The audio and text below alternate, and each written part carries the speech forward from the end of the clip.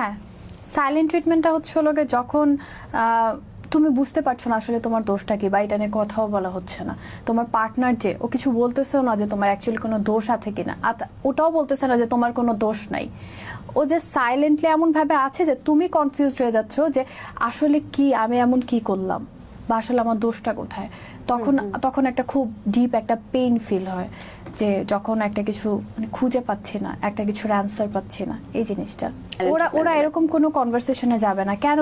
কারণ ওরা তো হচ্ছে তোমার পেইন থেকে স্যাটিসফ্যাকশনটা নেয়। আর এটা নিয়ে যদি কথাই হয়ে যায় তখন তো তুমি হচ্ছে আর কনফিউজ থাকলা না, তখন তো তুমি পেইনটা ফিল করতেছো না। তখন হয়তোবা তুমি জানো যে না আমার কোনো দোষ নাই, অথবা জানো যে আমার এই দোষ আছে, আমি এটা সলভ করে ফেলবো। তখন তুমি একটা ক্লিয়ার মেন্টাল স্টেজে থাকো যে আমার এটা দোষ, ও বলছে আমাকে, আমি এটা সলভ করে ফেলবো।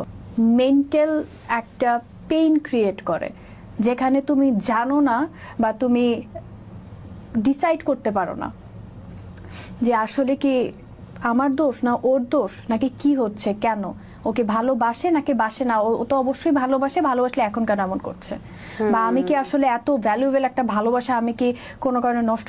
কিন্তু আসলেও মানে অনেকক্ষণ চিন্তার পরে আমি কোনো দোষ পাচ্ছি না। কখনো ওদের ভিকটিমকে ছাড়ে না, এটা কখনোই পসিবল না। ওরা ওদের ভিকটিমকে কখনো ছাড়ে না, ওদের ভিকটিমকে ওরা কখনো ছেড়ে যেতে দেয় না। দোষ আমার তো এই রিলেশনশিপ